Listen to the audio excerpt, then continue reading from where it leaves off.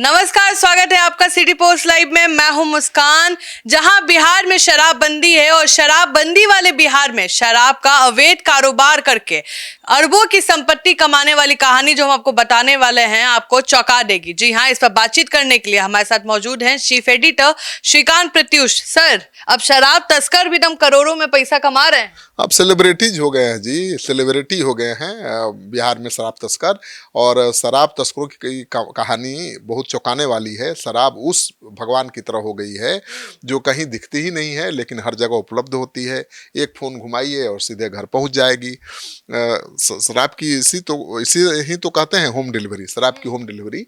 तो रातों रात अमीर बनने की कहानी जो सामने आ रही है वो चौंकाने वाली है। शराब के अवैध कारोबार से कैसे खाकपति करोड़पति बन जा रहे हैं, ये जानना बड़ा दिलचस्प है। सर, बिहार में, पूरे बिहार में शराबबंदी है, लेकिन रोज बड़े बड़े जो खेप बरामद हो रहा है वो कैसे हो रहा है?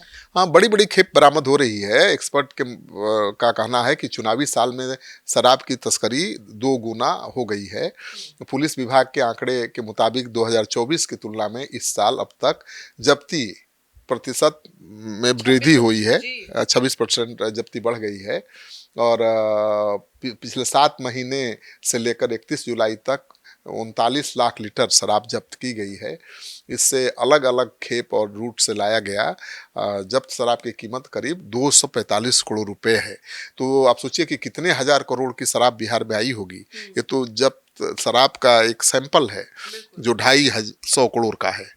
सर, तो कैसे शराब माफिया खाकपति से करोड़पति बन गए? एक दो कहानी बताइए, समझ नहीं आ रहा है। देखिए, समस्तीपुर के विभूतिपुर का वीडियो राय है जो बड़ा तस्कर है, शराब माफिया है। और इसका कनेक्शन यूपी के बुलंदशहर के रहने वाले सुनील भारद्वाज और अरुणाचल के रहने वाले फुनसो दुर्जी करीमी से है। और तीनों के ऊपर बिहार के अलग अलग जिलों में 22 केस दर्ज हैं शराब को लेकर। बिहार पुलिस की मद्य निषेध इकाई ने गुवाहाटी के एक होटल से दोनों पार्टनर को गिरफ्तार किया था। जांच में चौंकाने वाली कहानी सामने आई है। सुनील 12 कंपनियों का मालिक था। जो शराब तस्कर था 12 कंपनियों का मालिक था। और 6 कंपनी फर्जी थी, इसमें फर्जी तरीके से चल रही थी। इसमें 4 कंपनी शराब बनाती थी। दोनों पार्टनर के फर्जीवाड़ा में वीडियो राय भी शामिल था। तो जाली शराब बनाना, ब्रांडेड कंपनियों का जाली शराब बनाना और उसको बिहार में लाकर बेचना इन लोगों का धंधा था। सर, तो शराब माफिया सुनील कुमार और अनिल सिंह कौन है? देखिए, सुनील के पास 2 चैरिटेबल ट्रस्ट है। इसके जरिए ब्लैक मनी को व्हाइट में बदला जाता था। इन तीनों का मामला प्रवर्तन निदेशालय तक पहुंचा, ईडी के पास। और इसके बाद ईडी ने बिहार, यूपी, हिमाचल प्रदेश, हरियाणा और अरुणाचल प्रदेश में इनके ठिकानों पर छापामारी की। शराब के रुपए से बनाई गई संपत्ति को अटैच किया था ईडी ने। और अवैध तरीके से बिहार में विदेशी शराब की खेप भेजने वाला अनिल सिंह का बड़ा माफिया निकला। झारखंड के बोकारो में परिवार रहता है इसका। और बियाडा की जमीन पर इसने बॉटलिंग प्लांट लगाया था, फैक्ट्री दिखावे की थी। फैक्ट्री में अनिल ब्रांडेड कंपनियों के नाम पर नकली शराब बनाता था और फिर उसकी सप्लाई बिहार के अलग अलग जिलों में करता था। तो धनबाद से बिहार के जिलों में शराब की खेप पहुंचाना बहुत आसान था। सर, इसका नाम सबसे पहले कब सामने आया? देखिए, 2021 में मलयपुर थाना के तहत इसकी शराब की खेप लेकर जा रही ट्रक पकड़ी गई थी। फिर पटना के आलमगंज और बांका में भी अलग अलग खेप पकड़ी गई। तब मद्य निषेध इकाई की टीम को भनक लगी, इसके बारे में पता चला।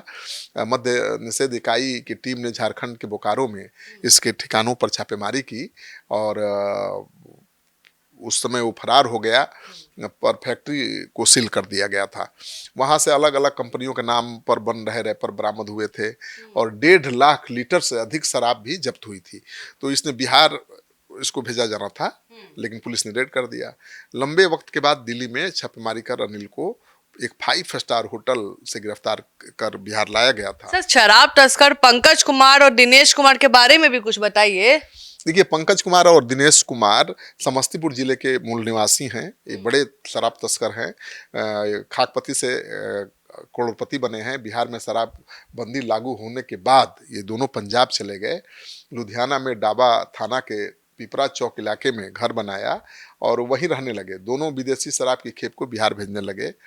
और बिहार पुलिस की मद्य निषेध इकाई के रिकॉर्ड के अनुसार ये दोनों हर महीने 10 ट्रक विदेशी शराब की खेप बिहार भेजते थे। इस धंधे से दोनों ने अकुत संपत्ति बनाई। उनके अपने अपने बंगले हैं, करोड़ों के मालिक हैं। और इनके बारे में पुलिस को पहली बार तब पता चला जब सारण जिले में शराब से भरी पूरी एक ट्रक पकड़ी गई थी। रिविलगंज थाना में एफआईआर दर्ज हुआ था और जांच करते हुए मद्य निषेध इकाई की टीम पंजाब तक पहुंची थी। तो लुधियाना में छापेमारी करके फिर दोनों को गिरफ्तार करके बिहार लाया गया। सर कहानी तो हमने सुन ली और हम समझ भी गए, लेकिन सर जो ब्रांडेड शराब है और उसका नकली शराब बनाया जा रहा है उसका तो बहुत खराब इफेक्ट होगा हेल्थ पे, जितना शराब से नहीं होता है सर उससे जहरीली शराब से तो ज्यादा होगा। बिल्कुल, शराब बंदी है बिहार में, लेकिन जहरीली शराब कांड तो बंद नहीं है। जहरीली शराब पीने से अभी भी लोग बीमार पड़ रहे हैं, मर रहे हैं।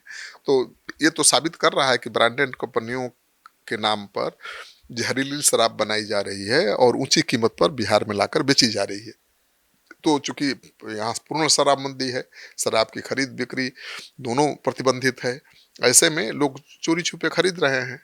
और चोरी छुपे जो आपको शराब उपलब्ध करा रहा है वो सही करा रहा है या गलत, इस बात की गारंटी कौन देगा। सर लेकिन इस पे पुलिस पे भी तो सवाल उठता है सर कि बिहार में शराब घुस कैसे रहा है, क्योंकि अभी आपने बताया है कि ये सब अगल बगल के हम लोग के नेबरिंग स्टेट है। बिना पुलिस के मिलीभगत के इतना बड़ा रैकेट नहीं चल सकता है। अब देखिए 250 करोड़ की शराब बरामद हुई है। सर अभी तक सर कितना छोटा नंबर है ये तो छोटा नंबर है, लेकिन वो कितना 1000 करोड़ का। अब मान के चलिए कि हर साल 15,000 से 20,000 करोड़ की शराब की खेप बिहार पहुंच रही होगी, अंदाजा लगाया जा रहा है। और उसमें तो 10% अगर बरामद भी हो गई तो पुलिस अपना पीठ थपथपा लिया कि हमने पकड़ लिया जी, हमने काम कर लिया। लेकिन 90% तो शराब सप्लाई हो जा रही है, बाजार में जा रही है, लोग खरीद भी रहे हैं, पी भी रहे हैं। और 1,000 का बोतल 2,000 2,500 में बिक रही है, 2,000 का बोतल 5,000 में बिक रही है, 2 गुना 2.5 गुना। औरत लोग और परेशान नहीं हो गई? पहले परेशान थी कि पति दारू पीता है घर आता है, अब परेशान होगी जहाँ 100 रुपए लेके जाता है वहाँ 300 रुपए लेके जा रहा है। हाँ बिल्कुल, औरतों की मांग पर ही नीतीश कुमार ने इससे लागू किया था और महिलाएं इससे बहुत खुश भी थी। लेकिन अब जो अवैध शराब का कारोबार इतना फैल गया है कि अब शराब तो खोजना ही नहीं है, जहाँ चाहिए वहीं उपलब्ध है। कीमत 2 गुना 2.5 गुना देना पड़ रहा है। तो महिलाएं दुखी है कि भाई शराबबंदी तो नीतीश जी ने उनकी मांग पर लागू की, अच्छी बात है। नीतीश जी ईमानदारी से इसको लागू करना चाहते, कुछ दिन चला भी, लागू करना चाहते थे ईमानदारी से, वो उनका एक ड्रीम प्रोजेक्ट था। लेकिन अब पुलिस अधिकारियों ने, कुछ नेताओं ने, कुछ लोभी लोगों ने, माफियाओं ने इस शराबबंदी को विफल करने की कोशिश की है और घर घर शराब उपलब्ध है। तो मुझे लगता है कि अब सरकार को कोई नई योजना बनानी पड़ेगी। अब शराब का अवैध कारोबार चल रहा है, इसका मतलब ये नहीं है कि शराबबंदी ही खत्म कर दी जाए।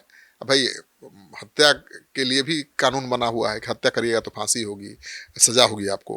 तो हत्या हो रही है तो कानून ही थोड़े खत्म कर देंगे कि भाई कानून है फिर भी हत्या हो रही है। ठीक है, शराबबंदी है फिर भी शराब बिक रही है, ये सच है।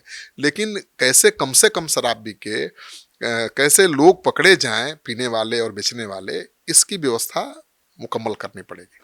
तो आप सुन रहे थे पूरे डिबेट को, और आपको क्या लगता है बिहार में जो शराबबंदी है वो कितना सक्सेस है?